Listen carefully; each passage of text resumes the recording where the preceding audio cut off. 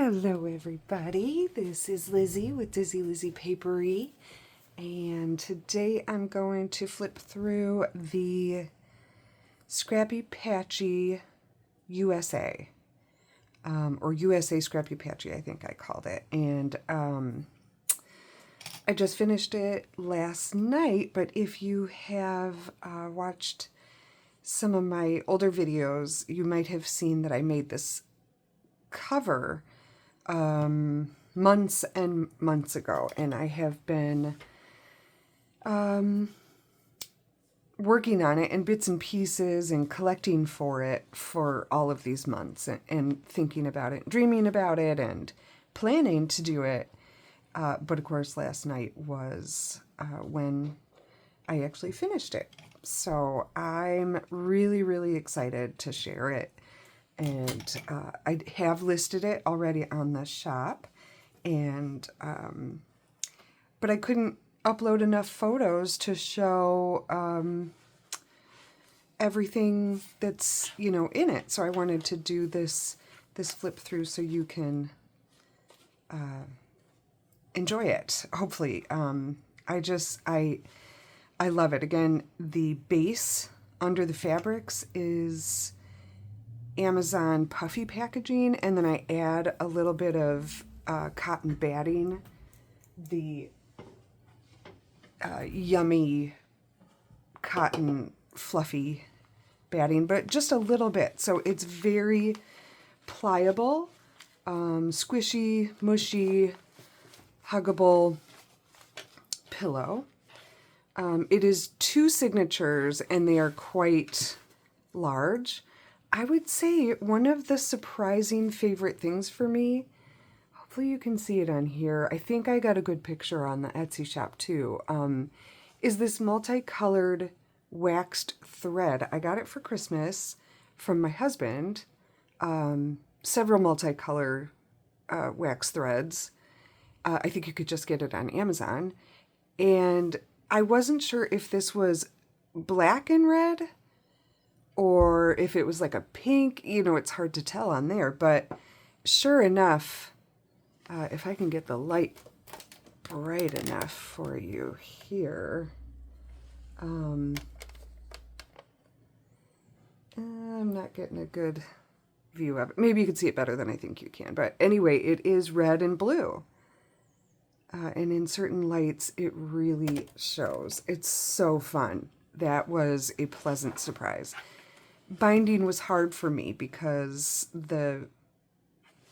maybe because this is so pliable and because I make my signatures so huge.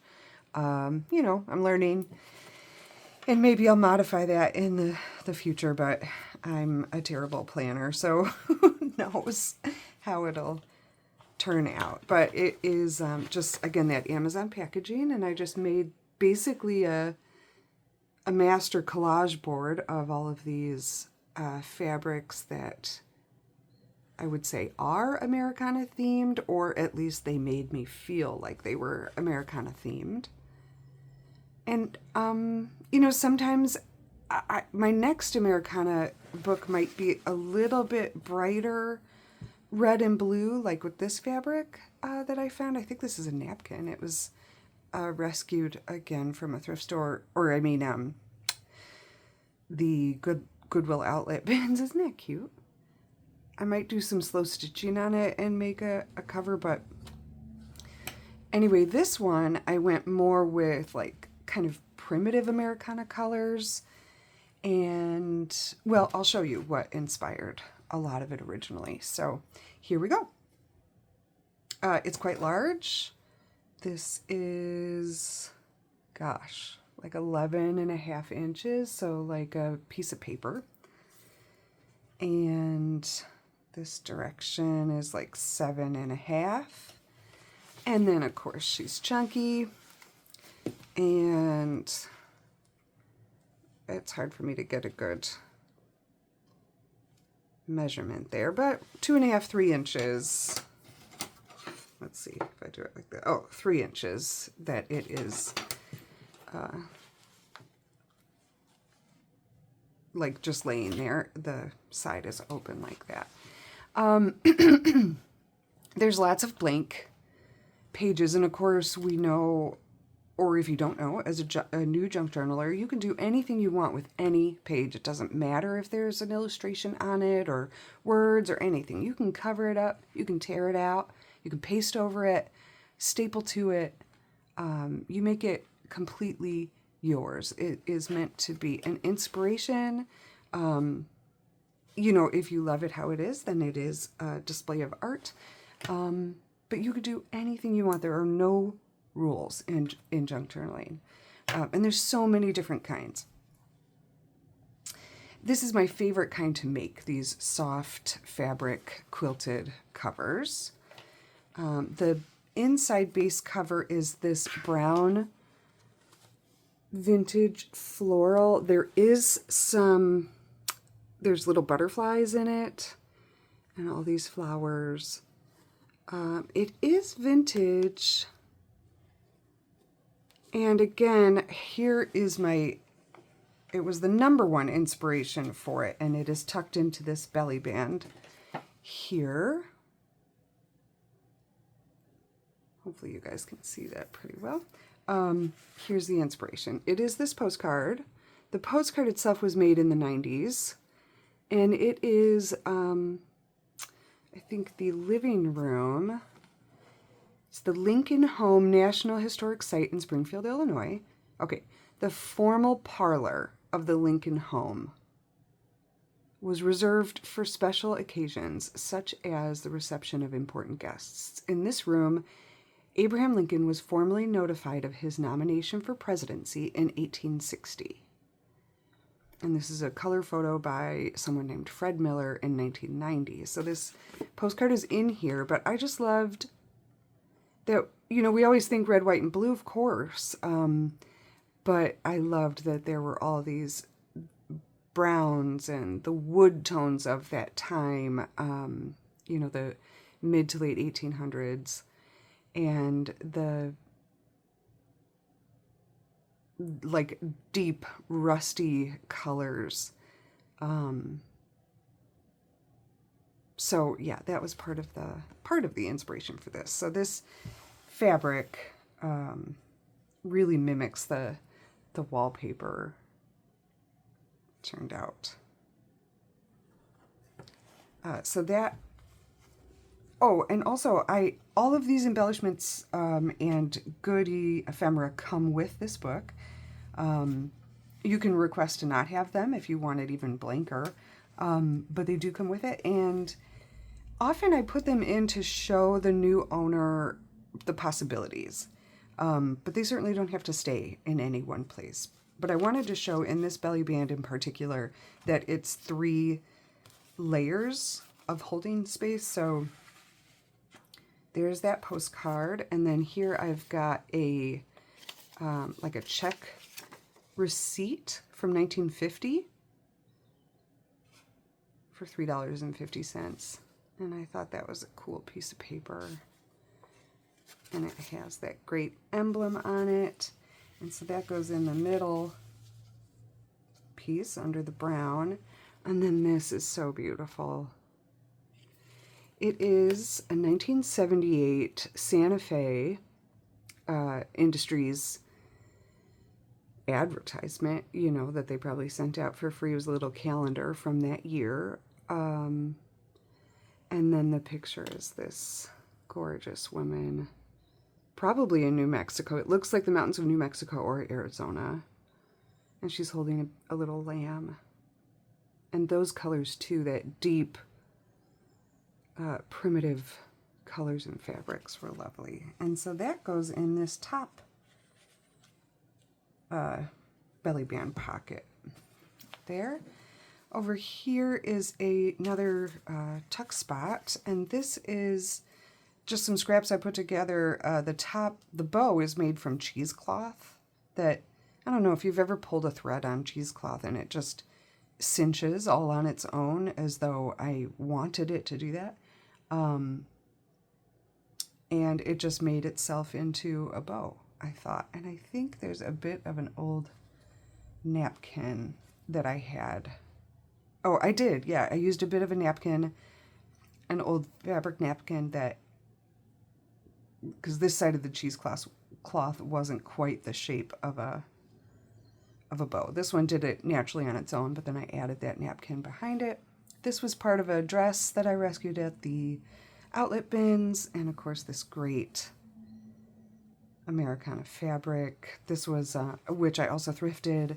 Everything is thrifted, found, not everything. I'd say a lot of it reused, upcycled, repurposed. This was scrapbook paper that my mother-in-law gifted to me. And this pocket is sewn here and here, so you can tuck things in there. But then I did put a bit of like cardstock kind of underneath it so that it stays firmer. And in this pocket I put these, I don't have an actual date on them, but it's from an old scrapbook where many of the glued in items were from early 1900s.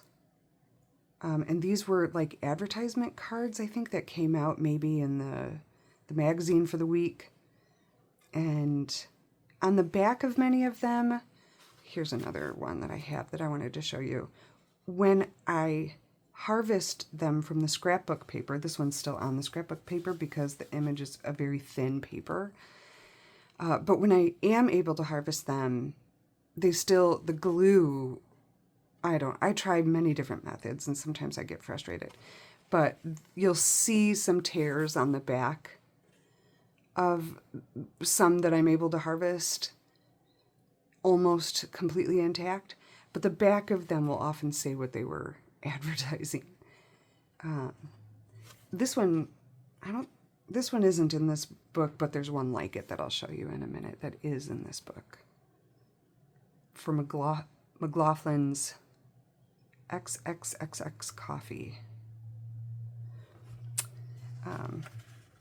And so these, I don't know, because I wasn't willing to take them off the scrapbook paper, but I thought it could be something that you frame. Maybe it could be something you just keep in here. It could be something that turns into the page of another journal if you like. I just love those images. And then a postcard from 1965 of Mount Vernon.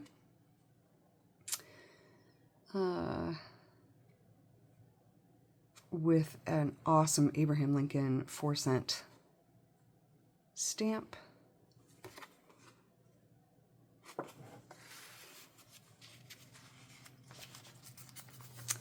And we turn the page and we have got a 1930s map.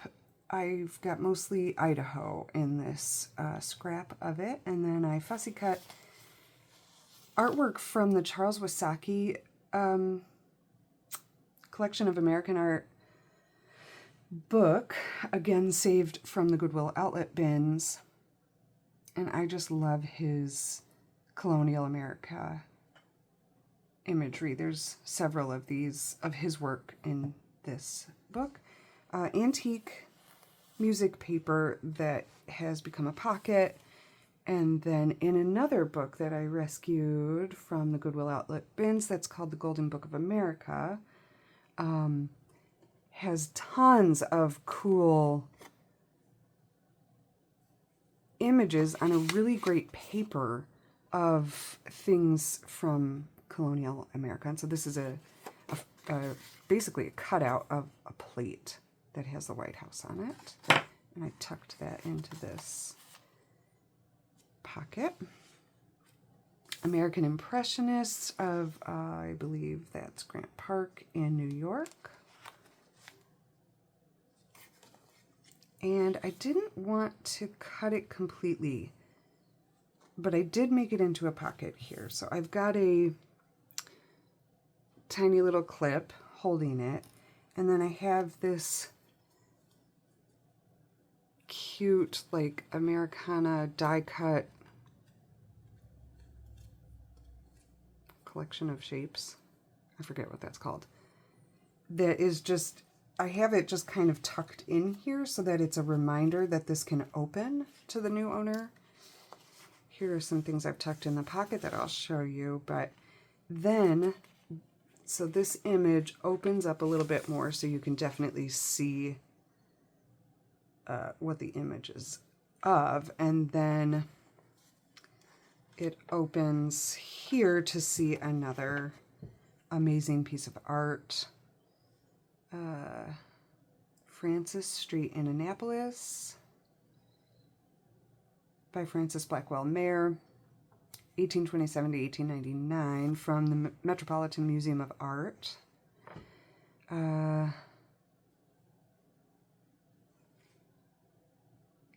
This, I think, is associated to something else, but anyway, there's another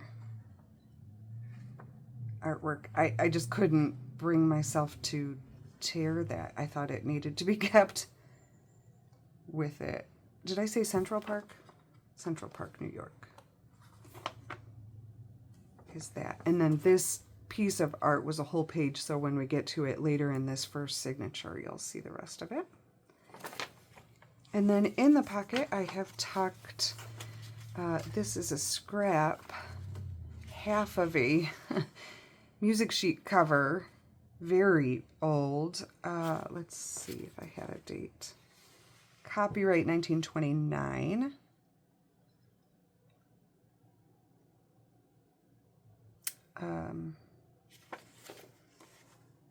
Words by Billy Rose and Ben Ryan. Music by Violin Sky.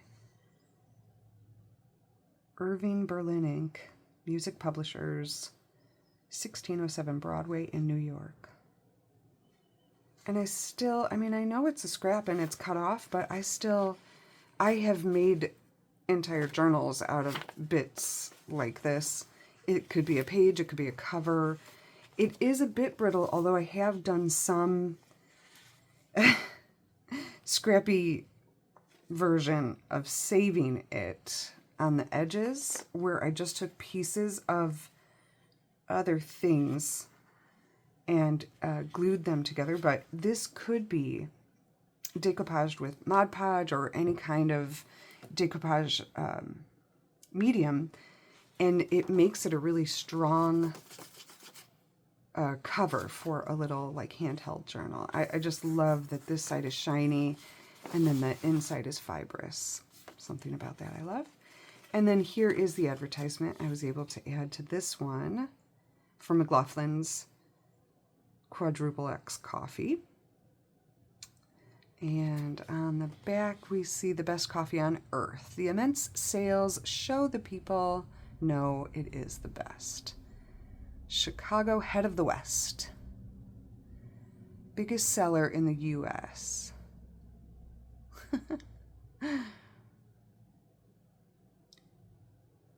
When we get the World's Fair, come and see us. So this has to be pre-1930s, because didn't Chicago get the World's Fair sometime in the 30s?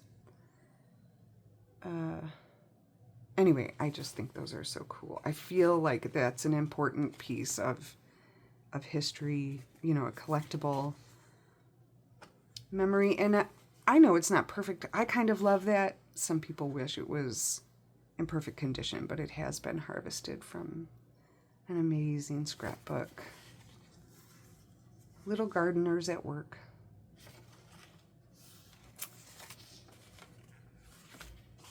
So those tuck into this pocket. And then this little guy kind of tucks into this piece here. And then there's a clip for it to stay together down here, and then something else could be kept on the clip. This, I actually don't remember if this is an American book, but I loved the apple tree. And I did a bunch of apples in the fabric on the front, which were from an apron. The apples and this fabric were an apron that was torn and tattered, but I salvaged the fabric and used a bunch of it in here. While we're on the topic, this is from a skirt, and the waist of it was torn. I didn't think it was salvageable, like as a skirt again. So that's what this eyelet pattern is from, which was also in a book that Meg at Chasing Retro just bought and kindly shared on her site. Thank you so much to Meg. And, you know, on that topic, new subscribers, thank you so much. If you saw me on Meg's channel or saw my the Sunshine Scrappie Patchie on Meg's channel, and you know, you came over to me, many of you have mentioned new subscriber. Thank you so much. Thank you for being here. So glad to share some more of this amazing hobby. So the other fabrics are, these were thrifted a long time ago together, so I think someone was planning to make a quilt with them. This is from, oopsie, an antique store, and this is too. This is more of the skirt. This was like upholstery fabric. It's so soft.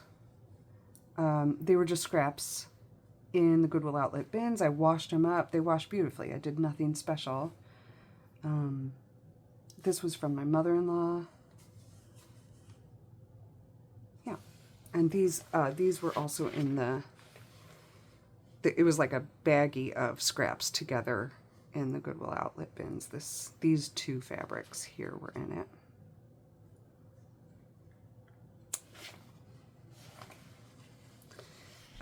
Okay, so I was on this topic with the apples. So that's what I was trying to do, was to bring some more apples into it, because in the fall here, maybe it's everywhere, you know, going on a horse-drawn carriage through apple orchards or to pick out your pumpkins is, it's a tradition where we are out in the country in Wisconsin for sure. So, but while we're on the topic, while you're here with me, I'm going to find out if that book is indeed American. Not that it,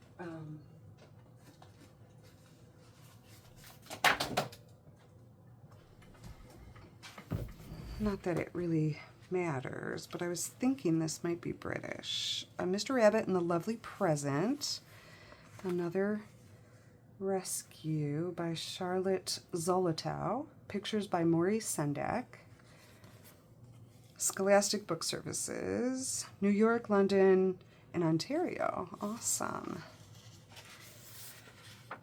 Okay, printed in the U.S. This is a first text, copyright 1962, but this is the first printing. It says 1968.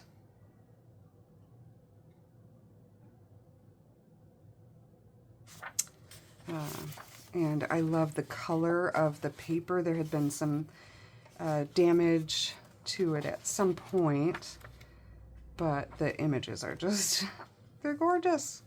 And I love the discoloration of the paper. I think I have another copy of it too. Kind of in, I call this well-loved shape. I think there was a page missing too. I can't remember, but anyway, the apple is made for a great image. This was 1950s book called Under the Apple Tree. Amazing images. I think the 50s. Oh gosh, sometimes I'm good about remembering and sometimes I'm not. This was some thrifted fabric, or rescued. I mean, if I get it at the Goodwill outlet bins, I often think I'm rescuing it, because that is the last, its last final hurrah before the landfill, typically. So this was another cutout from that book, The Golden Book of America. The antique music paper. These were at my local thrift store. They're like wall decals, or you can also put them like on wood chairs, or like, I mean, anything. So they're a little thicker than like a typical sticker kind of. But I love the Raggedy Ann and Andy. This was a flashy 8-spring carriage known as a chariot d'Orsay. D'Orsay? for formal affairs.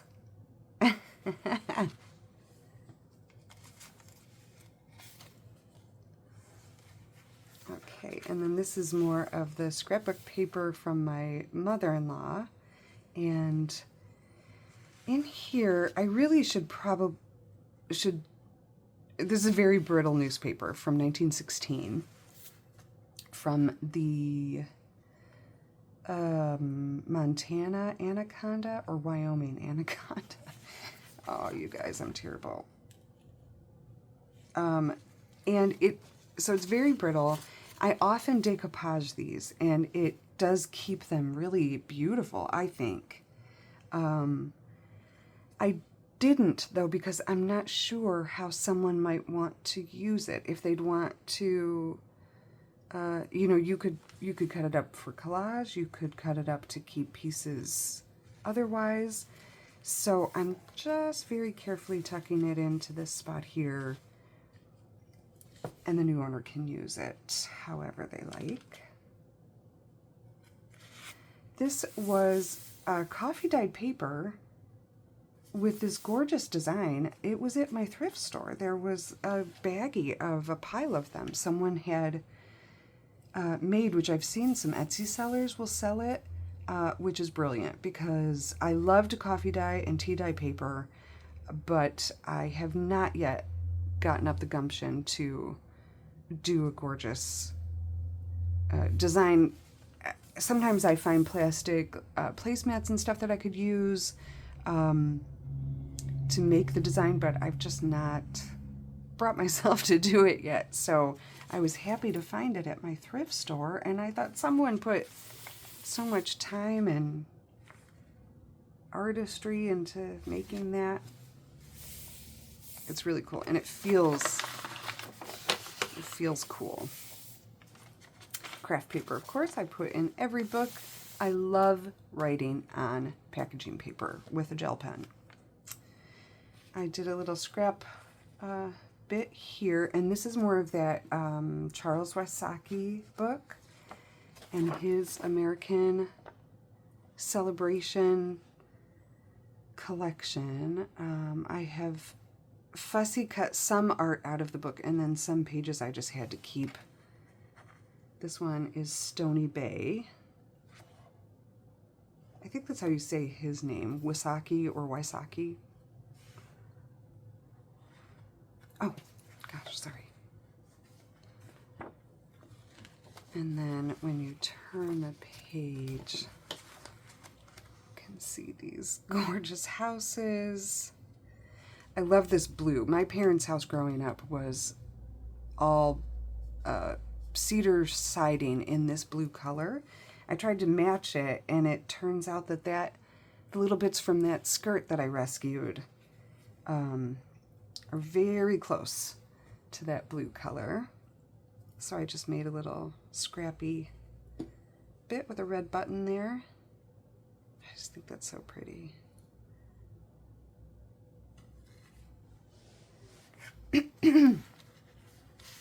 This was a friend sent me in some Happy Mail some images that she had printed from online. So there's our apples. There's lots of space to write. And then I made this little folio. I got this idea from Joey DeFeet on YouTube. Oh, she's so wonderful. And it's just a couple pieces of scrapbook paper that you make into a little pocket folio. And I just tucked in some of these snap fasteners that were 4 cents. And it says, what does that say? Regular U.S. patent official. So maybe it had just been patented. But here's the thing that I love the most. I mean, I love that it's blue, like that old blue color. But is this old JCPenney price tag? I think it says 49 cents. I don't know what else it says, but can you see that? So cool. So I tucked that inside so that the new owner could see that that's a folio, but these are also a little pocket that would hold something like that. And then I attached it to this paper just because I left this side blank with this clip that has a little bit of that apron fabric. And this, I think it's, I actually think it's a reproduction, more modern, of a, it's meant to look like a Civil War era military button, but it is not indeed from that time frame, but I thought it was very cool just the same. I mean, it is vintage. I just don't know what year it's from.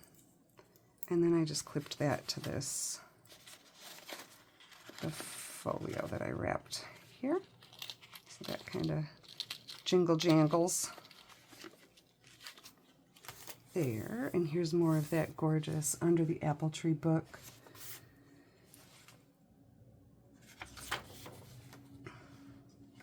Kids running into the gorgeous red barn. This is a page from, there was a page of it in the book that Meg showed too. And in the comments I answered where it was from.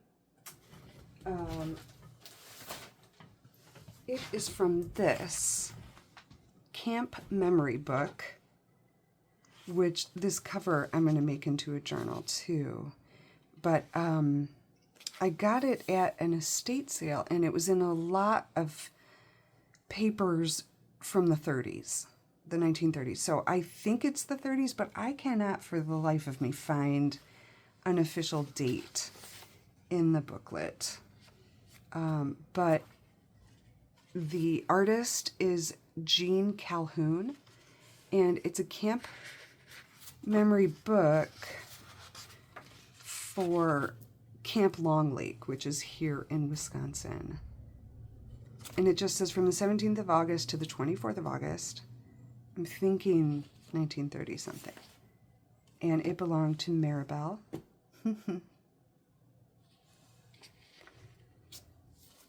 And her unit was named the Hilltoppers, which I just love. So most of it was not filled out. So every page is a glorious, I think, bit to add into the journals. And I just love the little images. And if it is the 30s, it's so progressive for little girls. Oh, here we had some names and addresses. Yeah, they were all from Wisconsin. Apparently Joan was nicknamed Rocky. And Sue was nicknamed Acorn. That's funny. So I've used it already in several journals, some of the pages, and then I'll keep a couple pages in it and turn it into a journal itself. It's a cool shape for a different journal. I mean, it could have been used just as it was, but of course I would like to make it into something else. So that's what this image is here. And here they were swimming. This was, it looks like note paper, but it was actually like one of the inside, I don't know what those are called, like a book flap, you know, when you first open a book and there's the first like blank paper that sometimes is a little bit stronger. It's like a cardstock, and it's got these little fibers in it. I thought was neat. This is a 1920s book about American inventions, a children's book that has these little stickers where the child would find where the stickers go and put those in. I thought that was cool. And I sometimes see Laura at Hyperstamper finds books like that too, and I just think they're so neat. This was an image I found online of a sandhill crane. I believe it's a sandhill crane. And it says prunus here, which is the name for a cherry, but I don't think this is a cherry tree. Looks more like an olive of sorts to me, but... And of course, the olive is not native to America, but there is American cherries.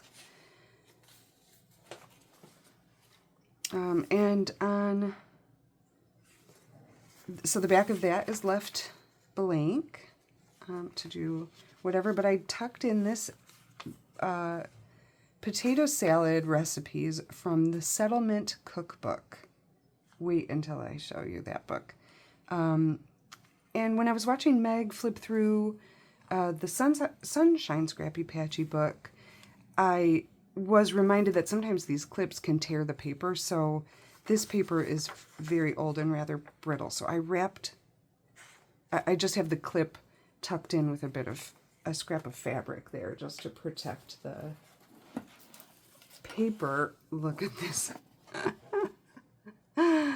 Okay, it is in massive disrepair, but look at how loved this cookbook has been. I mean, it is, to me, it is just, it's dreamy. It has come undone from its spine, and I'm pretty sure the lady at the register at the Goodwill outlet bins thought I was crazy when I added that to my pile of books. But to me, this is dreamy. Now, I have cleaned it. I wipe it with, like, sometimes I'll just use, like, a water baby wipe just to make sure I get, like, dust or dirt off of it. I don't know how to properly clean, books or anything, like a book repair person. That's not my mission. I just want to make sure that wherever it's come from, if it had been in someone's garbage at one time, I do try to wipe that off. But to me, it looks like maybe they did some art projects on top of it too, which I love.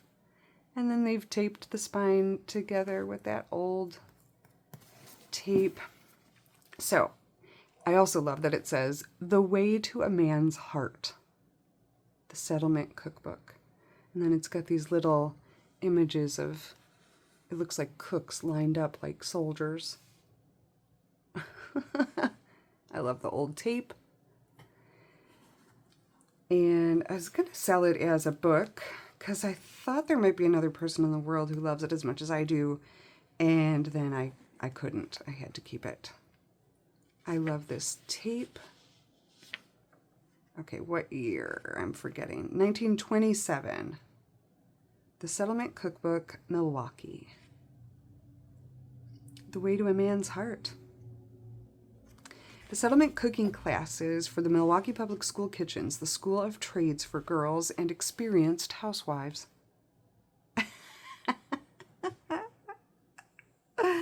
How about that?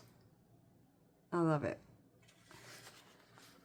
I mean, I don't love that there was a time when women were taught that the way to a man's heart was through food, but I know that it's a popular saying. And then look at this. The index has these alphabet tabs. Oh, do you love that as much as I do? Oh my gosh. So, oh, look at these glorious pages. And I love to find, like, fingerprints. Maybe that sounds gross to some people, but to me, there's like a little coffee stain. It's like maybe there's a page that they went to most frequently for their favorite item. Look at that image.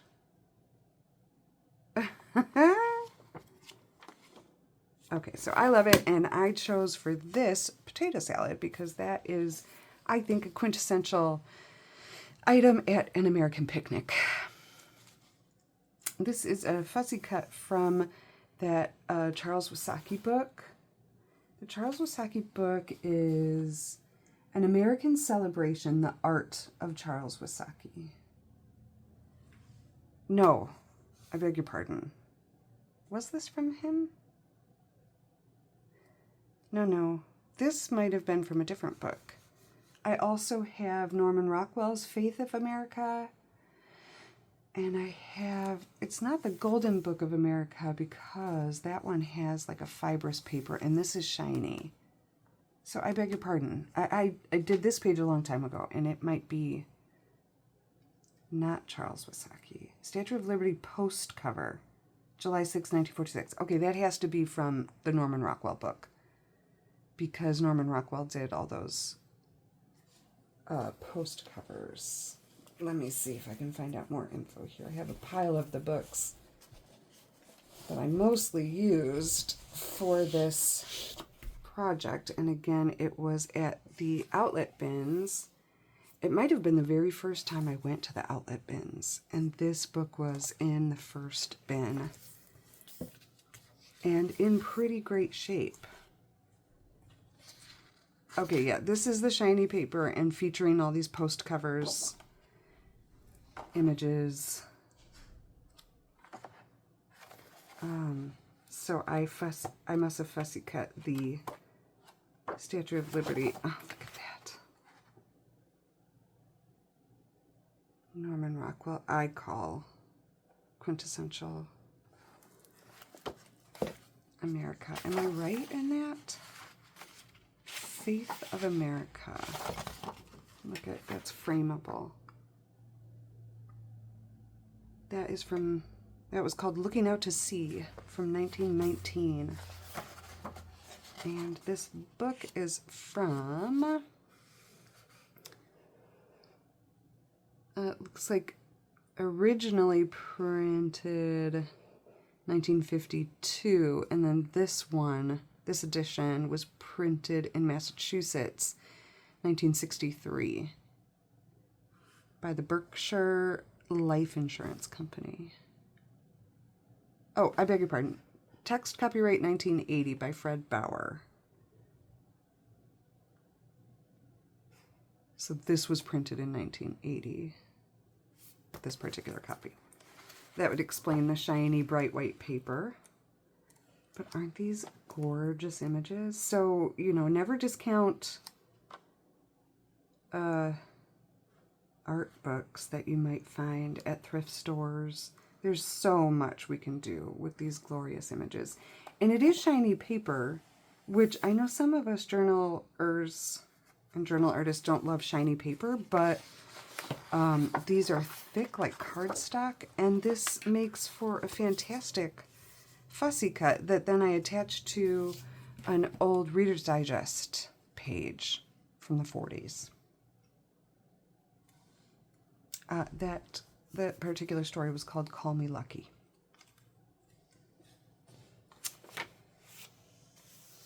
And then this, there was another page of this in that book that Meg went through yesterday at, again, Chasing Retro. The Chronology of Denver's Street Transportation.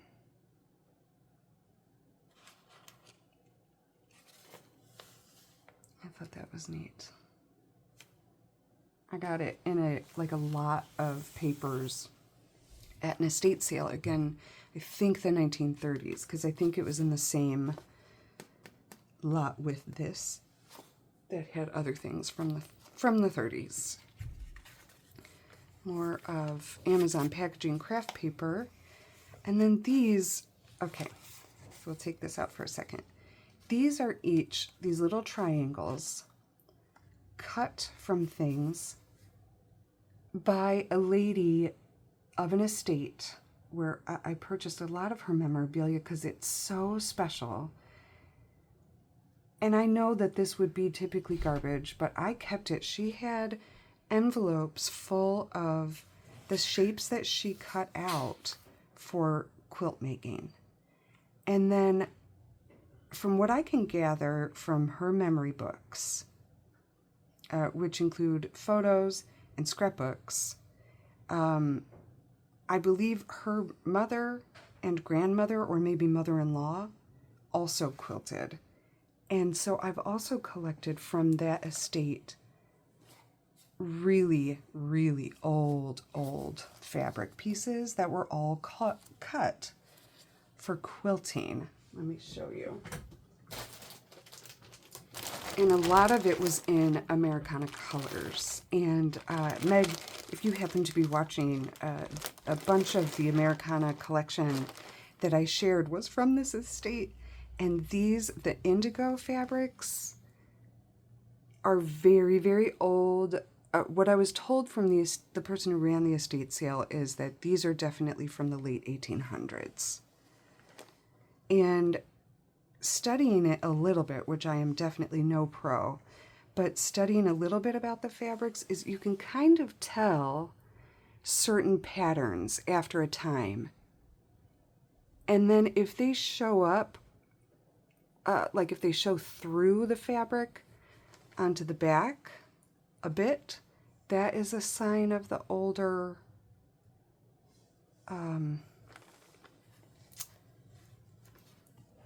way that they printed these fabrics. So, oh gosh, I've got a lot, and I make lots of projects with them, including some quilting. I don't know. I don't think I had these yet when I first made this cover, so I'm not sure. Yeah, these didn't make it into the cover, but I do have a scrap of it, one of the quilt triangles in here. And there might be another piece. But anyway, this is where a lot of bits that I sent to Meg came from. These are the antique ones. Colors like this, the indigos, the deep burgundy.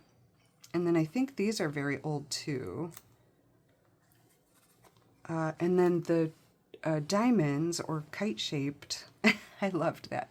I loved that Meg called them kite-shaped because it does remind us of our childhood, and it doesn't have to be official quilt talk.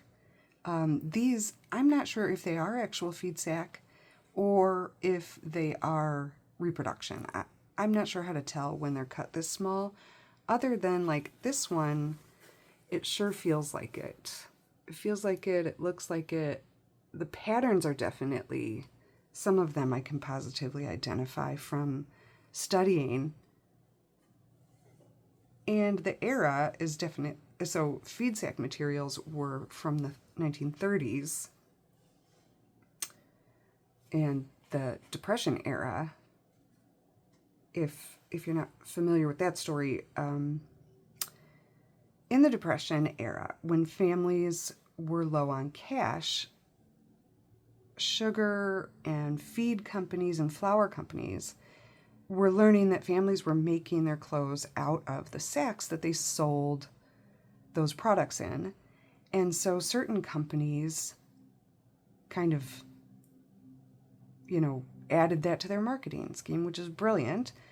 And they started to make different fabric patterns to try to appeal to families who had to make clothes out of their food sacks. And so one of the stories I read about the history of feed sack clothing was like a father would take his girls into town on the weekend on a Sunday and have to pick up the food for the pigs and the you know, a thing of sugar and a thing of flour. And he would take his girls with him, his daughters, and they would get to choose the fabric pattern for the flour and the sugar and the chicken feed that they would want their next dresses made out of.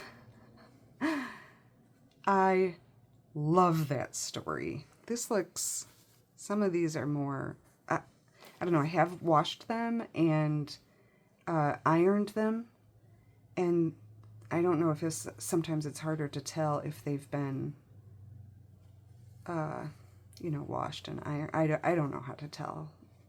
Some people can really tell. But I have, like I said, I have positively identified many of the patterns, and so that's what the the diamonds are, but they were in the same collection with the antique fabrics, which is what led me to think that the lady of this estate quilted herself because she had some newer quilt things, but then got, inherited fabrics from her mother, her grandmother. There was an entire cedar chest in her closet of handkerchiefs and other wonderful keepsake fabrics also that I found. I did collect a number of those hankies and aprons that were all from that time period. I sent a bunch of these quilt edging pieces also to Meg, and I used them in lots of projects. They were from the same estate. And, some of the folks were like, what are you going to use those for? Do you quilt? And I thought, well, I know quilters, but I'm going to use them for journals. Okay, so that was a really long story for these tiny tidbits in this book. So, I don't know. I felt like there was so much deep history. I have to share that, honey. My husband just came in and he hand wrote on his tablet a note that said he's going to Home Depot. And that was nice of him to keep it quiet. Thank you. So there's so much deep history to just these tiny scraps of paper that she had cut out of something. And she reused something. This was like, I don't know if it's like a cardboard, like a chipboard. And, it's old. These are calendar pages from the 1930s that I found some of the entire calendar pages, but then most of them had been cut into her triangles for quilting. So I put a couple in. Here's one of the full pages so you can see. This was 1931. Some of them were 1930, some were 1931. I've used them in several books. July might be the only one I had a full page for, and I'm going to keep that for the next Americana journal because July. And let's see. Yeah, you can see that she drew her quilt patterns on the back of papers like this. And I don't know if the light is giving it enough credit, but it's got some glorious age staining. So that was a fun find. And that is why I keep someone else's garbage. Then, I can't remember where I got this, but it's a 1930s, it's not Farmer's Almanac, but it's similar. It is, excuse me, the Farmer's Market Bulletin from the winter of 1932. And so it's got like articles. It's like a magazine or a newspaper. Glorious color. But then it had pages of these pieces you would tear out. They're perforated to send in for whatever they're selling. So save half on rugs. The Galloway separator. Manure spreaders. Hey. A cozy brooder house. Aww. Most ideal growing conditions ever provided for chicks. So each of these, I think, is kind of a special collectible item. And again, all from the 1930s, and I think it was out of Iowa. But I'm not seeing that information right here. So that's what that is. That's what this card was from, and it had been cut out. And, oh, okay, I just took that apart. This was the business reply card to the Independent Silo Company in St. Paul, Minnesota. And many of them say add a 1-cent stamp here for a free catalog. Farmer's problem solved.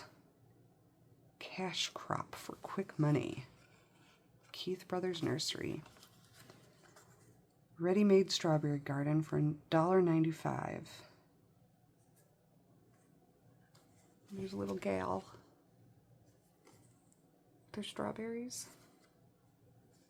Little bits like that I think are so neat. I don't know. I love it.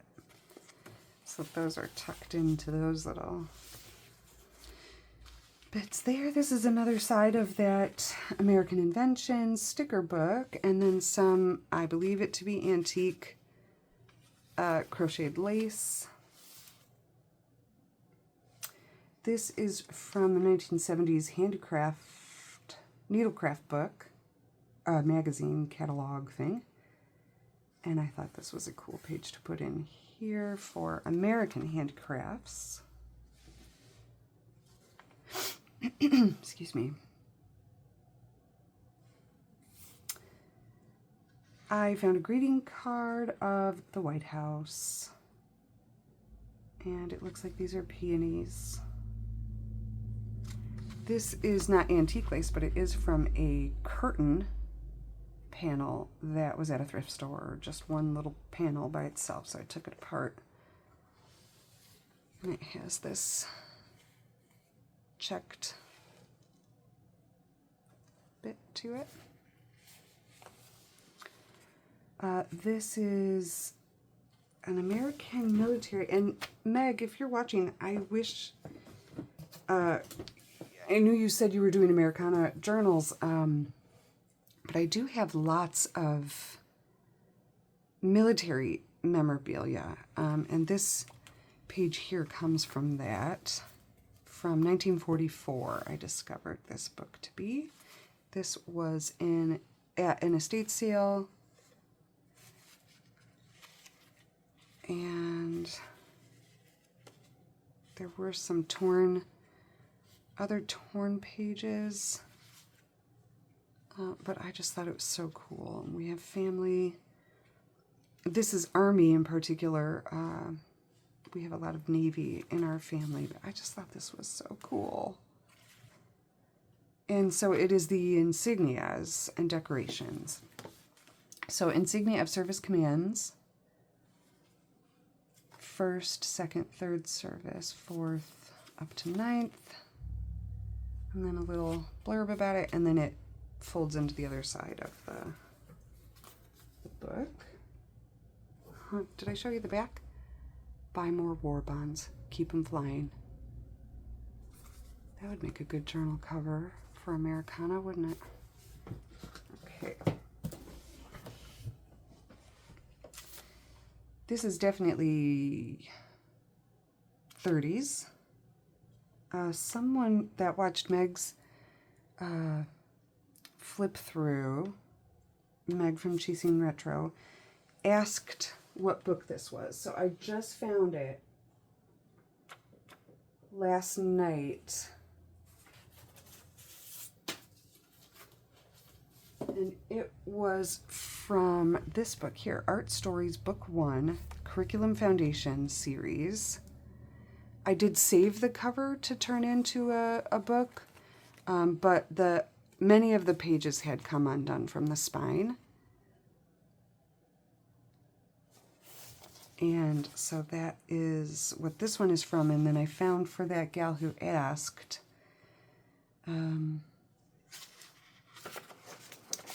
this is copyright 1934.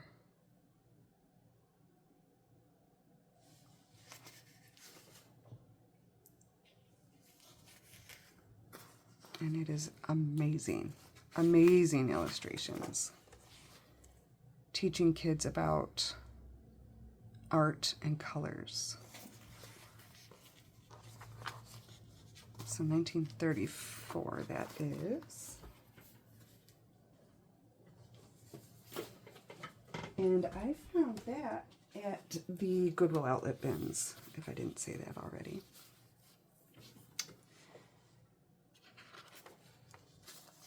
And the colors, look at this, was perfect.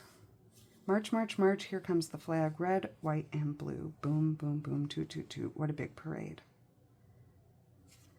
And here's where the first signature ties in. I had some trouble, but it is strong. But you can see a little bit of the variegation of color, red and blue. This is just a little note card attached there. Here's another part of that insignia of arms.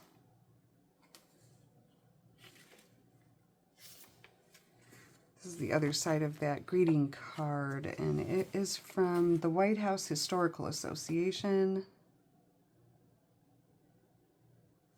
So let's see, where is that card? Here was the cover again, if you can see that.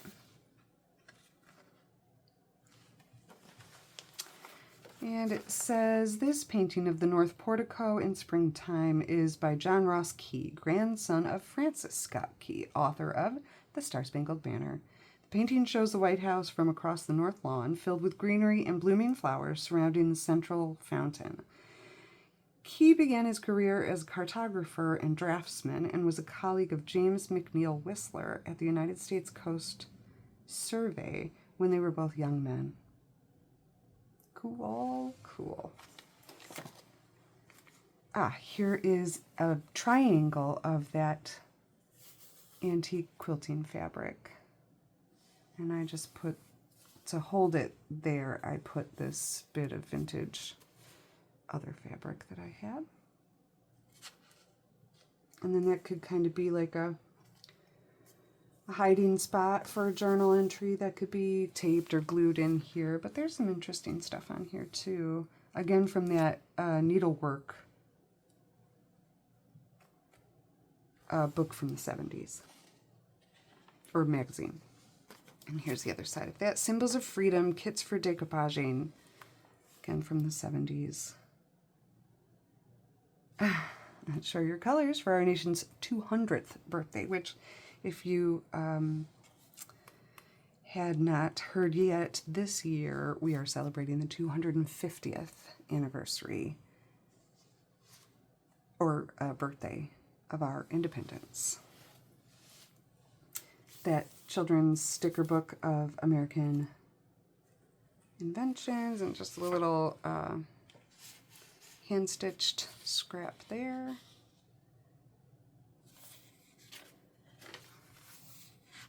That Colorado transportation pamphlet.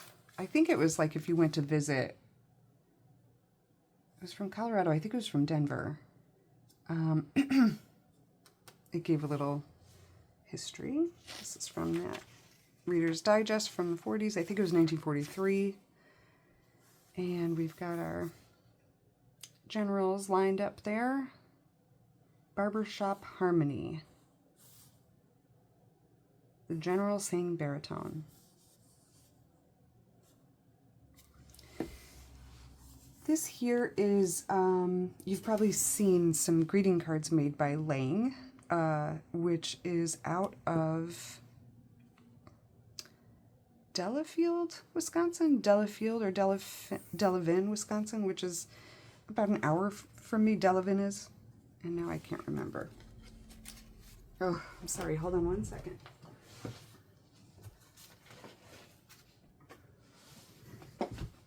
This is another set that I found. Also by Lang Studios. And they featured art by lots of American artists. I just want to see if I have another copy of that particular card. I collect lots of different cards to make journals, pages and covers. So they're out of Delafield. Okay, that I think is farther than an hour from me. This one not the one I have in the book, but this one in particular is from 1991. I thought I had another one. I'm sorry.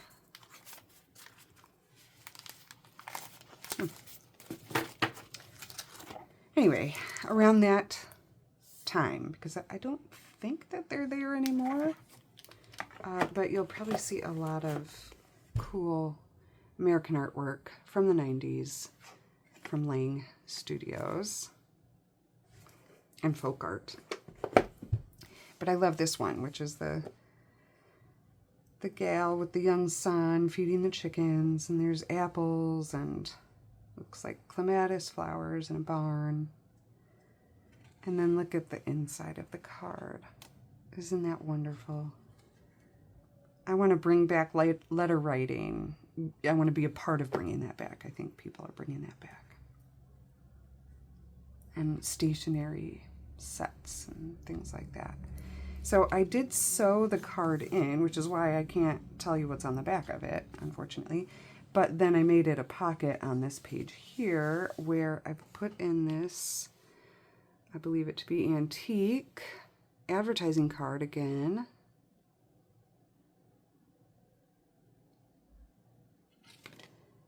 For this wood stove. With bracket reservoir and high shelf for wood only. Brand Stove Company. And I think this was from that scrapbook that I harvested, but I'm not sure because I've also collected these from other estate sales and with collections of postcards that I collect. I find these, but I don't know if you can see she's got the stars on that skirt. Not sure if she's supposed to be wrapped in a flag or what's going on there, but I think it's beautiful, even with the tattered bits. Here's the other side of our, I think it's a sandhill critter. Oh, well, hello, Cheeto. How are you? I hope that the new owner doesn't mind that you are leaving your stamp on this journal. I mean, not really. There's nothing on his feet. I keep my cats very clean. I don't know why I feel like I have to say that. Okay. Well, not, oh, honey, not right. Not right this minute. I'm sorry. I'm sorry. Off you go. Here, I'll give you a little treat. Here you go. Ready? 1, 2, 3. My cats often bring me things for treats. Okay, so that was Cheeto. Here's from that American Inventors children's sticker book again.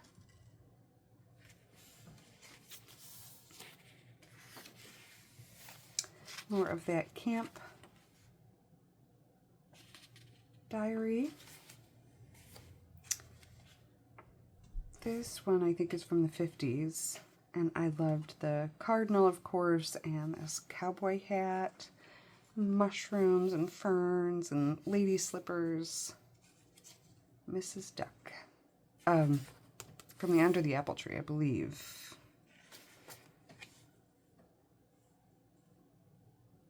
Look at how pretty that is. This is the back side of... Oh, I think it was the page with the apples on the other side, so it's just a blank page for you. And then this was a cutoff from that map on the first page here. And so you can see some bits of it that say the ranger station for Wyoming, Idaho Falls, 134 miles, West Yellowstone, Old Faithful. To me, even that scrap is special. Okay, on this page I did a little belly band here with the apples again. And then this was cut out from, definitely from the Golden Book of America by Simon & Schuster. It says adapted from American Heritage. The book does. I'll show you the book in a moment here. And it just showed a lot of the history of advertisements. And so this was to sale on or before Thursday, May 19th, 1864. Glidden and Williams line for San Francisco.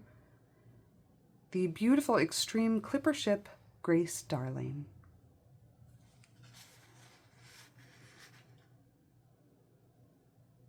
Let's see, for freight, apply at the California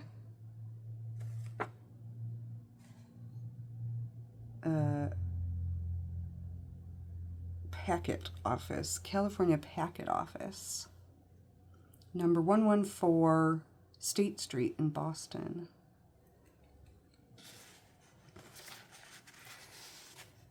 I'll show you that book, which was again saved from the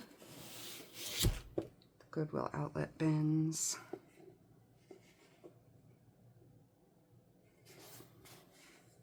Golden Book of America. It looks in pretty okay condition, but it had some pages ripped, which of course I love.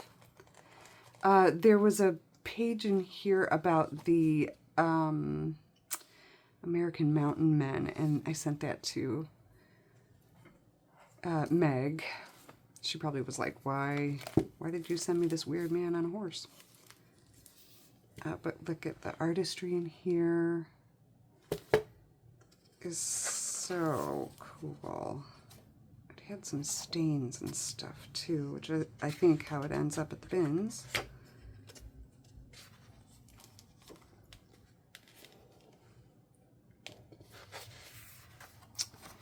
Really cool history in here. Really cool art. Okay, this was first printing. No.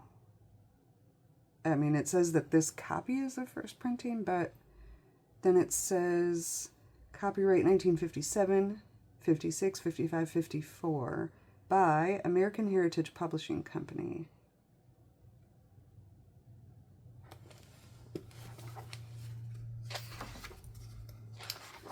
So this, there's some of the pages that were, some pages were coming out without me harvesting them.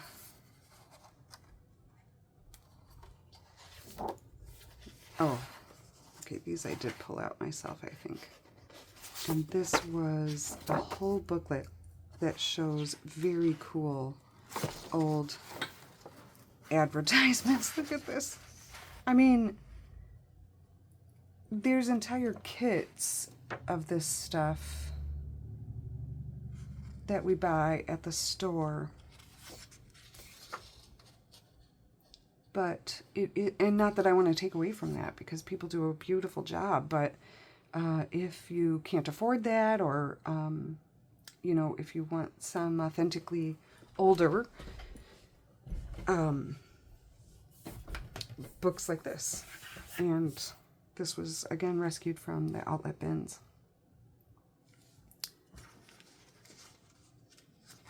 So that's where that card came from.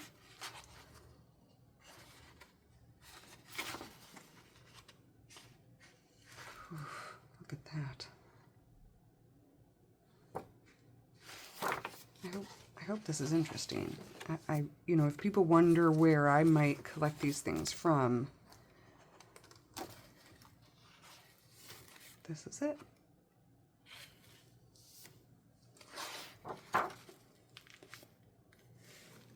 I mean, I try to always, you know, find things that are on their last, like I said, their final hurrah before the landfill. Try to save them from the landfill. Or I'll go to thrift stores and find like the most damaged books and buy those. I'm not sure how many of us there are that love those as much as I do. Here is another cutout from that Charles Wisaki. Oh, got some shine there. There's just so much to look at, you know, if you like folk art. And then this is like a fall scene. So I put this little card that I made. It was online, and I just attached it to a granola bar package of oak leaves, which, I mean, there are oaks that are European, but they're definitely a healthy part of the American landscape.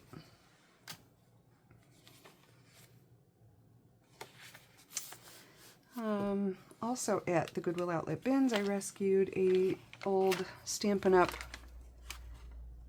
Discontinued stamp of these teddy bears on a luggage crate with a quilt. This was cut out from the Golden Book of America. And then I found these vintage index cards that also had the letters on them, so I picked A for America. Here's that gorgeous coffee dyed paper. This is that scrapbook paper from my mother-in-law, and then this is wallpaper border. Let's see, it's this one. And I actually have another roll of this, a brand new roll of it, for sale on my shop. My Etsy shop is Dizzy, Lizzie, Papery. Dizzy, Lizzie, and Papery, all ending in IEs. And so you'll see that I also name my Scrappy Patchies, Scrappie and Patchie with IE, because I think I'm clever, but it might just be confusing. But I know that these, you know, 90s geese and the American wheat is so fun. I love to find these and I love to use them. And this is a repositional wallpaper, so it's kind of like a sticker. And so it is sticky on the back. So I cut out just the wheat and it is sticking on there, but it comes off quite easily too. So I did clip it as well. I think that's fun. A postcard of New York. My mom sent me this one.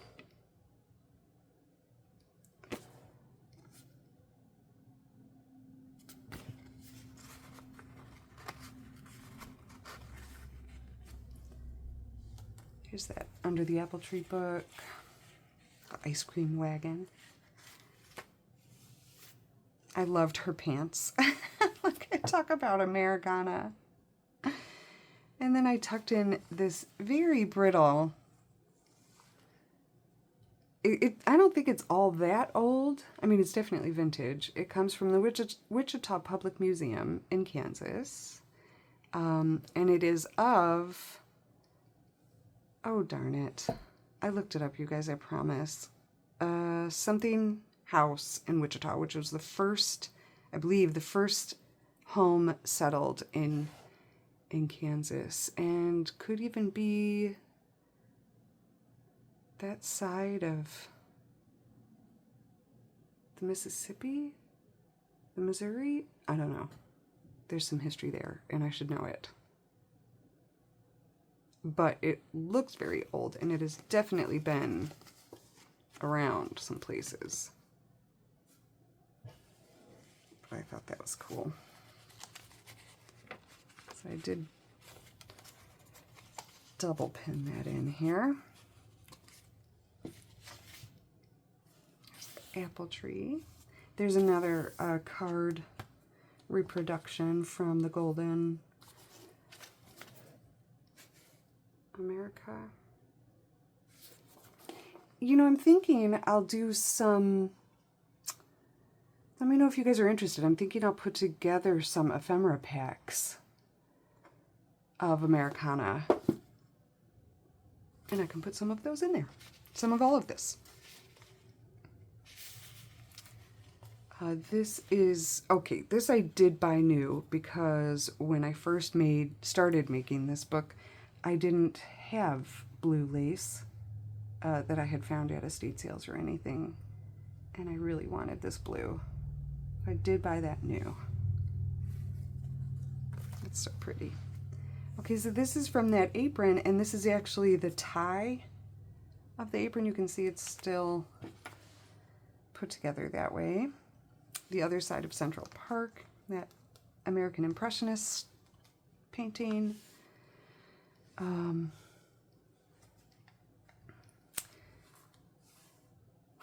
A very cool piece of doily that I thrifted that is like a really filigreed paper doily that almost looks like lace. It's just, it's different than the dollar store doilies of today. And then this is some ribbon from Goodwill that I found. I don't know how old it is, but then just recently I thrifted a bunch of vintage binding ribbons, which I have way too much of already, but that I couldn't resist this. And so I had, as I was going through this book to finish it last night, I had to put some of this in. I also got at that thrift store some navy rickrack, which I don't have a lot of. I mean, I don't have a lot of the thicker rickrack. It's easier to find the real thin stuff, but I like the thick. Trying to find a year. Not that this matters. It's not in the book, but in case you're interested in things you can find at the thrift store that are usable. And this, I don't know if anybody follows Kelly Klein Quilting. She's in Kansas, which is like the quilting mecca, I think, of the United States. And she makes some really cool repurposed, lots of things, but in particular, she does tutorials and classes on how to make these pin cushions out of, you know, the pieces of quilting fabric, the scraps of binding ribbon, rickrack, and then she finds really cool old embroidered pieces that she ties into these great pin cushions. And she makes bookmarks and all kinds of repurposed solutions for the scraps of old linens that we can't bear to throw away, even if maybe, you know, part of an embroidered tablecloth or doily is heavily stained, but you still want to keep that gorgeous embroidery. She has some really fun solutions for how to do that. And I have been, of course, collecting some old embroidery pieces like that, and I'm going to start to use them in these scrappy patched quilt covers. And then I'll use rickrack the way that she does to kind of cover the seams a little bit, like how these come together. I love the frayed edges too, but to make it, in some situations you just need to cover, you know, a spot, and the rickrack would be a really cute way, a detail, you know, if you wanted it to be neater. You just cover your seams with rickrack. Oh my gosh. Well, now I kind of want to tie this book with this. It's so cute. Gosh, you guys, I have so much fun. And if I put together ephemera packs, I would make them mixed media. So they would include bits of this, ribbon, lace, all kinds of the things that I find. Paper, fabric scraps, all of it. Okay, where were we? Here we were. And so here's the rest of that 1932 map of mostly Idaho. And I attached that to that scrapbook paper from my mother-in-law. Here is Signature 2, and this is from that American Impressionist book. Again, I found it at the Goodwill Outlet bins. I don't know if you need to see that, but it is called The American Impressionists. And yeah, I'll show you, right? I'm showing you everything else. And it's just that I'm probably going to make a pretty significant mess here, if I haven't already.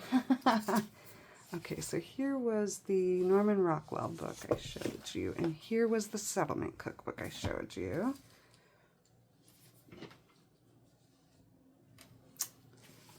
Here is my folder of other tidbits I've not used yet for my Americana journal.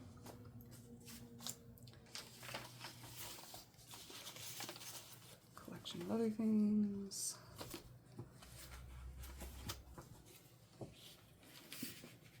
Sorry, let me just make a mess here. Okay, here is the American Impressionist book. And I'm actually going to move this to show you because it looks like it might have some dust stuff on it. So it is a fabric cover. And I'll just use my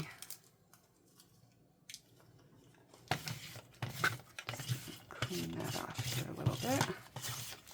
My roller. I'm sure you don't want to see that. But that's how my day goes. Gotta have a roller nearby. Okay, so here was the cover for it, and I would love to use these. Obviously it was pretty tattered and torn, but also gorgeous. And here was the back of it.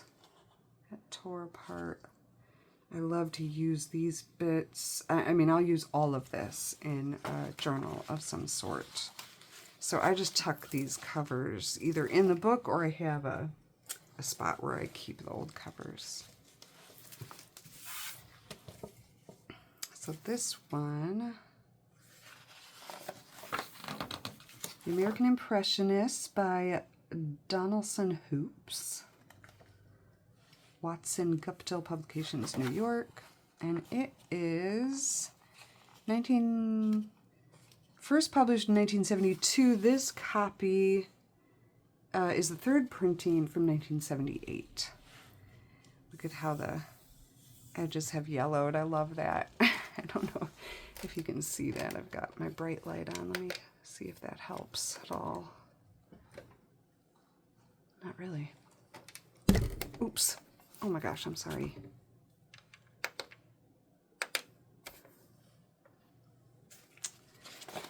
But this,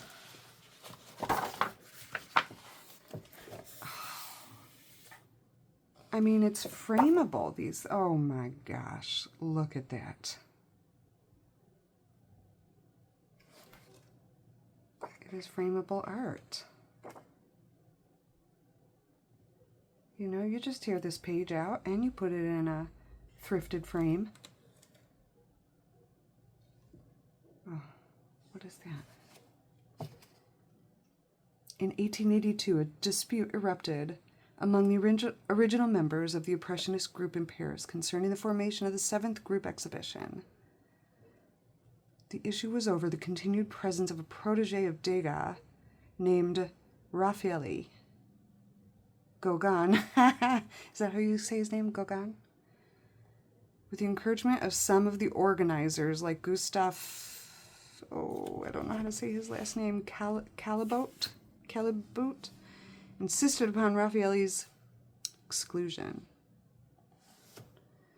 Okay, so this is plate 8, Mary Stevenson Cassatt, Lady at the Tea Table, from 1885, from the Metropolitan Museum of Art.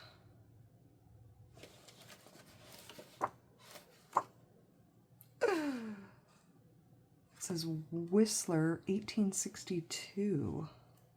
Look at that with the wolf rug.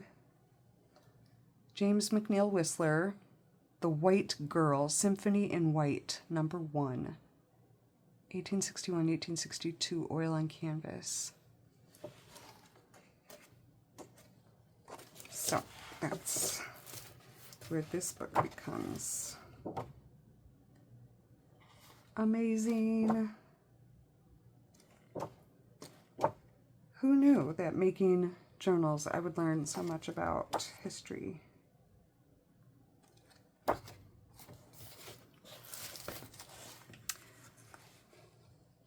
me just tuck that in. I guess that's as much as I can. That is that one. It has provided ample fodder for us. Okay, so we were on second signature, starting with some American Impressionist art. Oh gosh, I think it came from that book that I just showed you, but now it may have also come from this one. Beauty of America and Great American Art. You know what? It did. It came from this.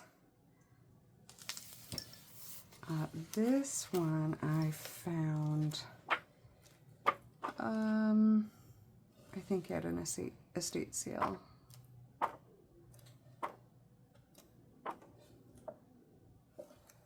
My stomach just told me I'm hungry. Oh, yep, here's the other half of it.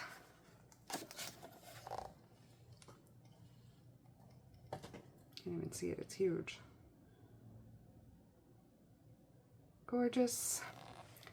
Brown Thrasher by John James Audubon, the National Audubon Society.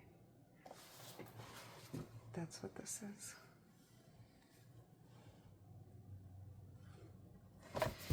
Okay, and that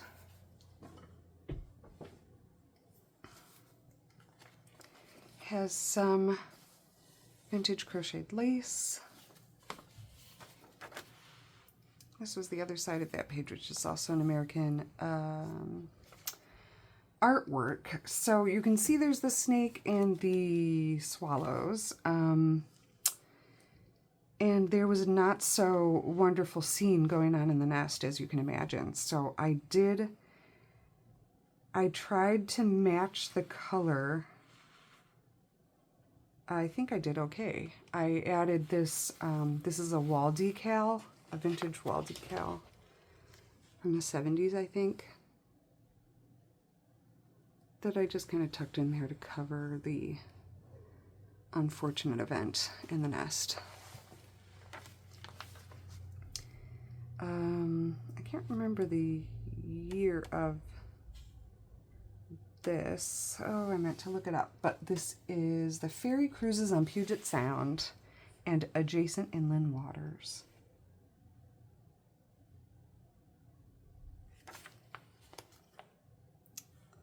Isn't there a date? Oh, I don't see it. Antique music paper, America, My Country, 'Tis of Thee. This is dated. On the other side of it, I made these signatures very, very big.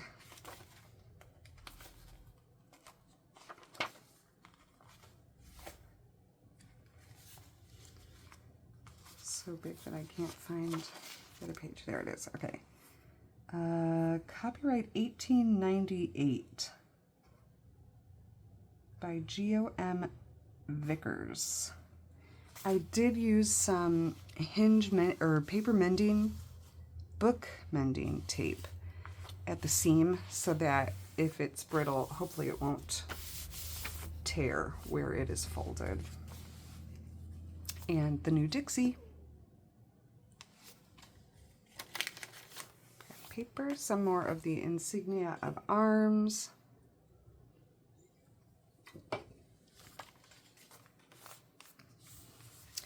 This is a craft paper pocket, and I've included this Milwaukee Public Schools monthly report from 1908-1909 school year. Report card.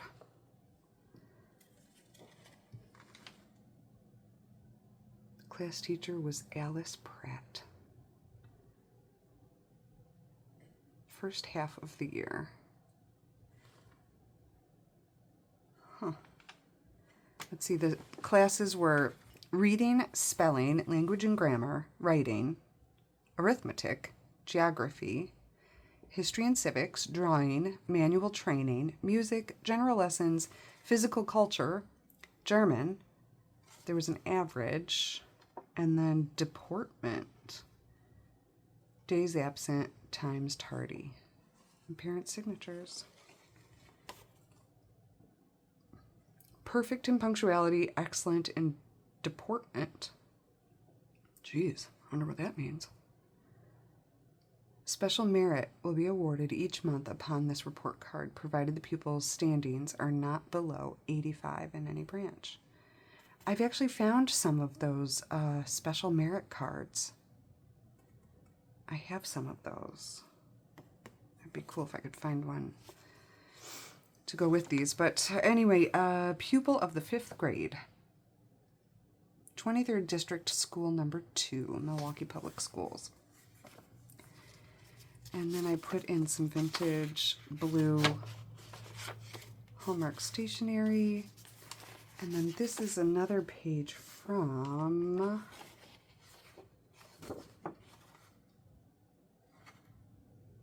one of the glorious books that I've shown you.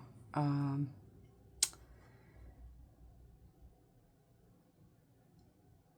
I believe it's Boston.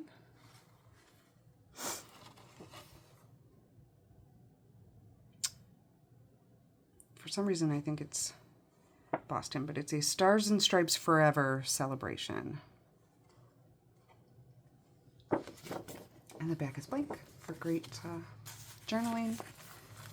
Or it could be turned into a greeting card if someone wanted.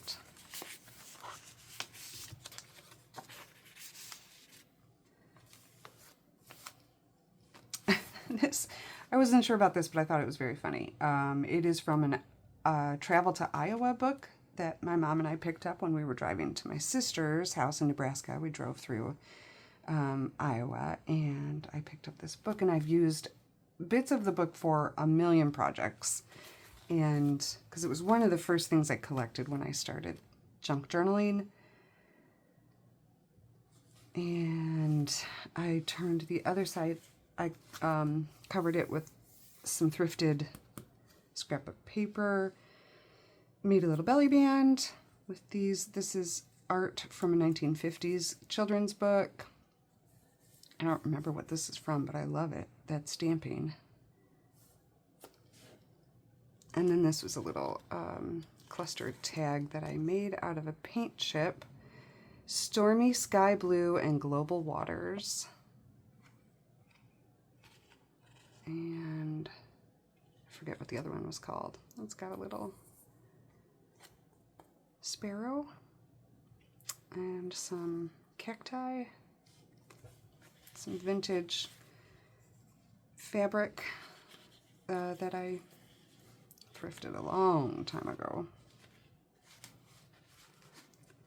It's kind of an awkwardly sewn pocket there, but it does tuck in. And of course, Raggedy Ann, little golden book page. Look at her in her red, white, and blue. Fido's wicker dog basket. This is from the Golden Book of America. Old Riverline ship. Here is that dyed coffee paper. This is from the Beauty of America art book. It is called Corn by John Rogers Cox, 1915. And the other side is another great piece of art called Roasting Ears by Thomas Hart Benton, aged somewhere around 1889. Tempera with oil glazes.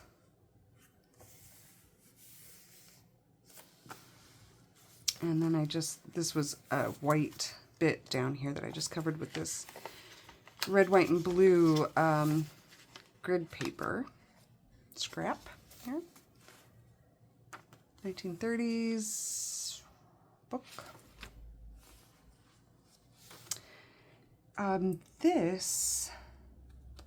There was a bit of this in the book from Meg, that I forgot to answer in the comments.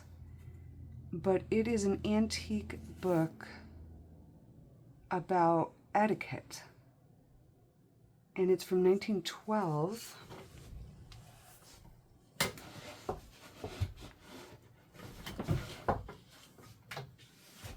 And I could not believe that it was a Goodwill Outlet Bins find, but it is. Ideal speaker, orator, and entertainer. I mean, I guess I can believe that it is a Goodwill Outlet Bins find. Oh, look at this little fabric bit that just fell out. Or, yeah, there's fabric in the binding. I forget what you call that. I saw someone name that the other day. Oh, it's like a ticking fabric. I can't get it closer because it's still connected and I don't want to lose it. So I'm going to leave it connected for now. Obviously, I would love to turn this into a journal, an altered book situation. Charles Matthews, Two Rivers, Wisconsin. He had his own stamp for his books. And I just want to show you look at the foxing. So foxing is not mold, but it is a sign of humidity in a book's history, but it's not dangerous. I love natural foxing. Oh, I just realized this is rather shiny. I'm not sure if you can see it.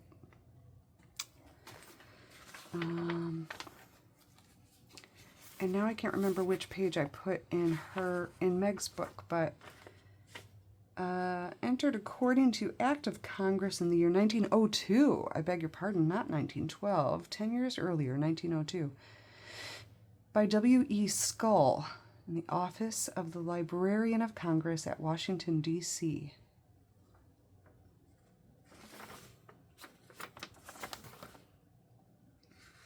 Patriotism and War is a page that I included, in this book, which is like, it has songs, poems, some of the antique music paper that I find was from this.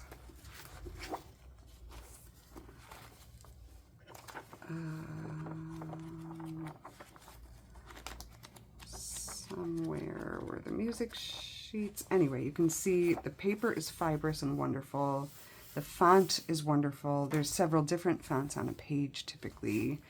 And then the images. It's showing how to pose for a certain situation. So, well, these were actors that it was featuring, but there's other pages that I have. Like this is mimicry, horror. These make for great pages. Handbook of Elocution. And because they're old and brittle, several of these I have taken out, and I have tried 3 different kinds of decoupage applications. And Mod Podge was my favorite for how it looked, but you could still see some brush marks. I don't know if I have a piece yet. Somewhere here I have a piece where I've done that. And it did definitely help strengthen the paper in a way that I was very glad. So if I include these in books, I'm usually using the ones that have been, that I have brushed with a decoupage of some sort. The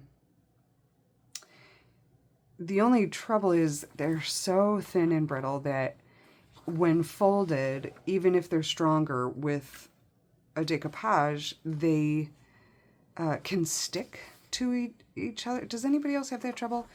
I've learned that brushing on some cornstarch to a sticky substrate like that is the answer. Sometimes you'll still get some sticking, but that really helps. So I brush it on. I have a little I have a little, looks suspicious, a little container of cornstarch that I keep here with all my stuff. And you could just brush it on even with your finger, and then I brush it off, and it's wonderful for all your sticky situations. Look at that. I'll sing you a goodnight song. Recitation. This is a group from the play Shenandoah. It's how to teach a child to look like welcome. Oh, she's got a little American flag on her bucket. Boy, I should have put that in this book. It'll be in the next one. Obviously, I have enough fodder for several. Or I'll include it in a packet of ephemera. Okay, I know this is a long video. Here is maple sugarine from the Charles Wasaki book.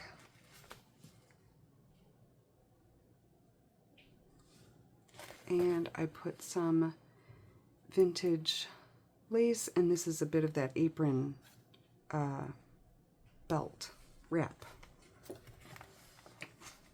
Okay, and then this is a giant page from his art book. So this is the maple sugaring bit, but then it opens this way to show this story that I had to keep on here that was about maple sugaring. And then this side is openable as well, and there's a little flap here, like something could tuck in here. And then I did this lace and the apron bit, and then lace on this side, and this glorious part of the imagery in the winter. I think I got all the seasons from his book. And then this one, of course, opens the maple mousse recipe. Fox Run Maple Sugar Company.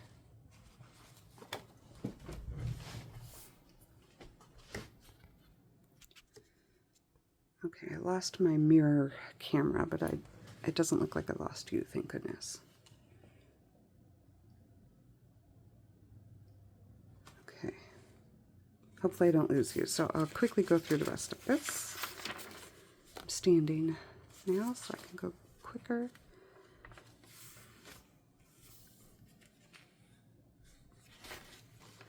I put this little flip in here of some etching drawings of Wisconsin historical spot, which is the Brookfield Railroad Depot in Brookfield, Wisconsin. It was built in 1853 for the growing number of settlers who followed the building of the railroad in 1851.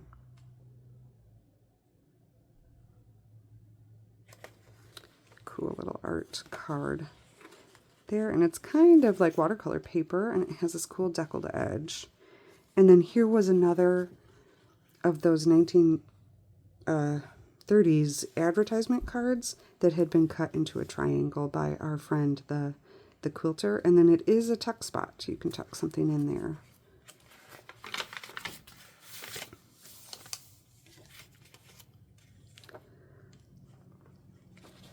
More of our friend Raggedy Annie.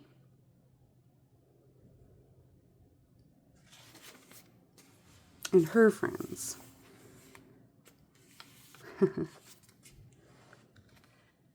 This is a washi of American birds. Some vintage binding ribbon. This is the other side of that Iowa Welcome Center booklet. I didn't want to cover it because it's cool. It's got this little map of Iowa City. You get to know some of Iowa's most creative minds. Here's another bit of that 1916 newspaper, and it does have the date here, November 30th.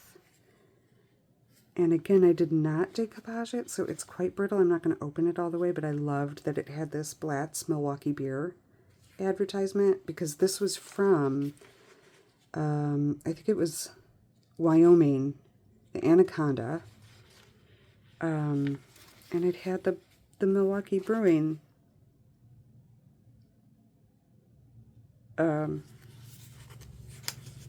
brand. There. Oh gosh. Maybe this was a bad idea.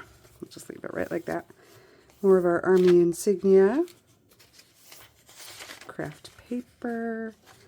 That music sheet. We've got our kids playing cowboys and cowgirls.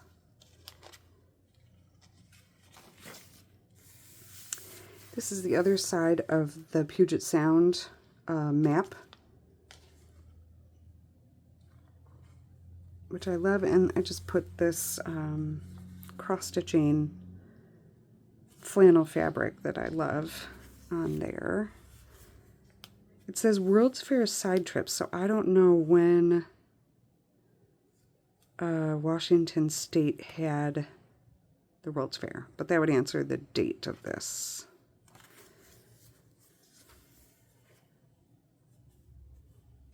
I don't see it. Ugh. And here's another Impressionist art. Yacht Race by Maurice Prendergast. Don't you love that? That's a name from Bridgerton, probably. Watercolor courtesy of the Art Institute of Chicago.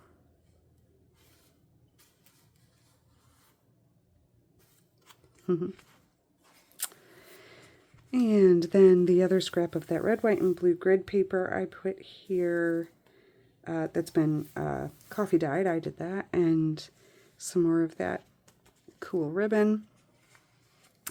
And I didn't do a pocket or anything on this side. I can if someone requests it, but I thought I'd leave some free space for you to attach something if you want. Something could be hand stitched on or glued on, and you could still probably sew through. If you wanted to sew something on, it would just show stitches, you know, through the back of the cover. And that is it. And boy, that was another long video by Lizzie. I love talking to you guys about this stuff, so thank you so much if you spent any time at all with me, and thank you if you have come to me from Meg at Chasing Retro. I love her work. I love her style too, and anyone that I've mentioned here, Joey Diffie, Laura at Hyperstamper, they're all inspirational artists, and Meg at Chasing Retro. Thank you so much for featuring my other Scrappie Patchie. Thank you guys for hanging out today to meet USA Scrappie Patchie. Again, very big book, and it weighs 1 pound and 2 ounces by itself, so packaging might weigh a little bit more than that. And it is listed on my Etsy shop, which is lizziepapery.etsy.com, and I will include that in the section below. And again, it ends Dizzy, Lizzie, and Papery all end in IE, and this is the Scrappie Patchie, Scrappie and Patchie in IE. It is, you know, it's pretty full, but the magic of a cover like this is just how, you know, pliable it is. So you can add a ton more. It will gator mouth, but I will include a tie with it. The tie that I'm thinking, it might not look exciting, but I was thinking of doing this fabric, this scrap fabric, which matches the some of the fabric that's on the spine. I know it doesn't look exciting, but then I was thinking that once I tie it, I might do a little cluster, like some of the clusters that you saw inside. And But let me know if you wish there was a more exciting tie of some sort. But I am surprised by how cool I think a neutral tie looks on something like this.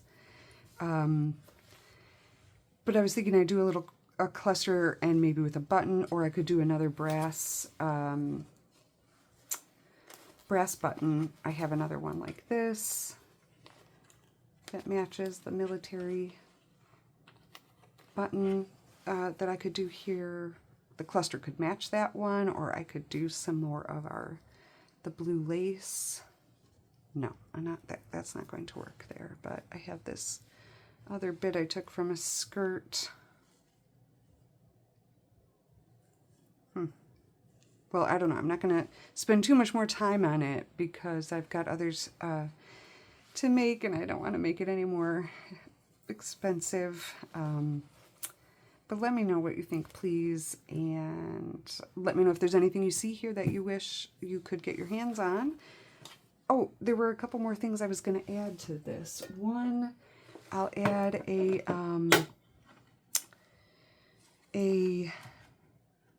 playing card from my collection of vintage cards. I'm thinking, I actually was thinking about this little guy, that he'll go in there. I have some others that might work too. Well, that's more mid-century modern, but it's pretty cool. Oh, I have some horses.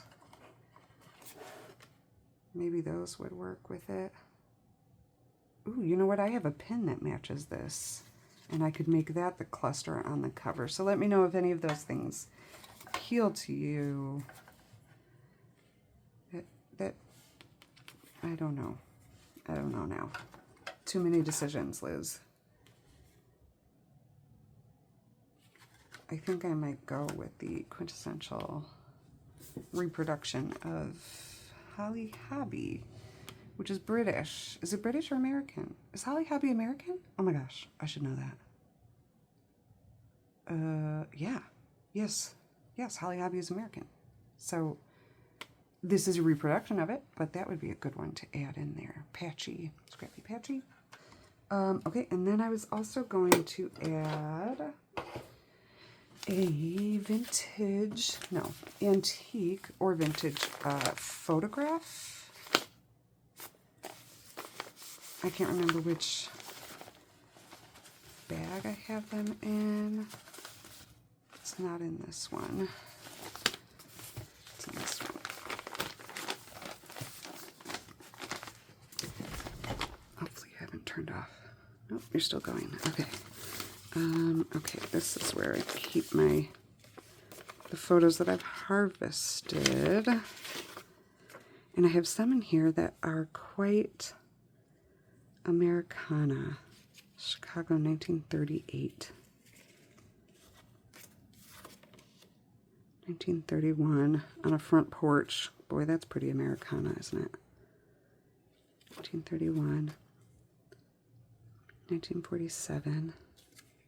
These were all harvested from a photo book. Oh, what do we have here? Oh, this one, you know, my sister-in-law found this. She sent this to me. That would be a good one to have in there.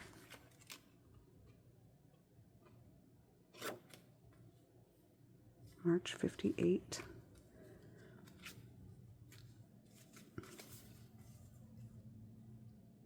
This bike. Cow. That's Americana. I mean, everybody has cows, I guess. This is it. Ah, that's the one I was thinking of. They must have gone to visit something. Oh gosh, is that a casket behind her? No, there's like a stone statue. Wait, does it say? It says J-Lo. It's not J-Lo.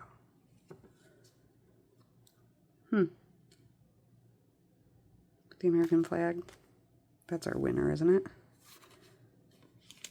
Some American picnics. Some other goodies that I have here. Oh, yeah. Look at that barn. Wow. Oh, look at this. 1944. You think this guy was going off to war or maybe just came home? Oh my goodness.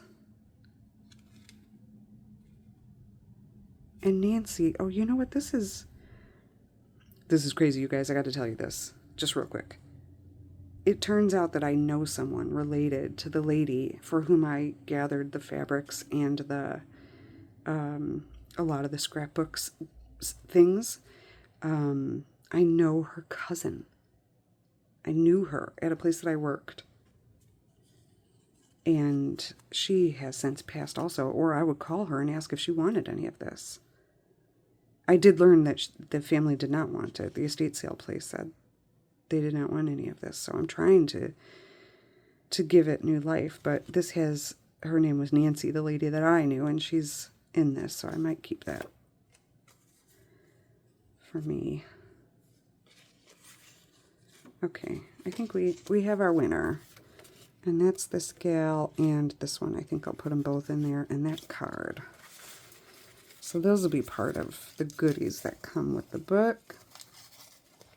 Oh, and I also must add one of my antique grocery receipts, which I do have lots of them for sale. Lots and lots. You can buy 10 of them.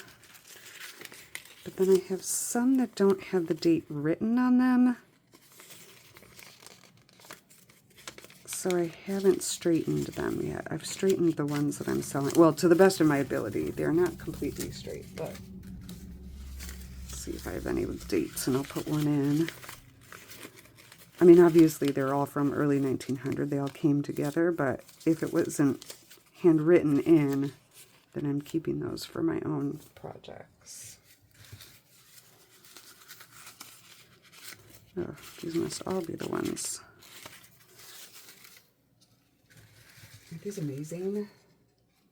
Okay, let me go to the ones I've collected already that definitely have dates. All right, so 1906, 1907, and then I do have some 08s. Nope, those don't have dates on them. I don't have as many of the Kirkpatrick as I do the C&P. Here we go. We'll put this one in because it has the blue ink. What does that say? 48 chickens? $4.32. Maybe I'll find one we can read. Of the C&P. 1907. I don't know what that says. Banana.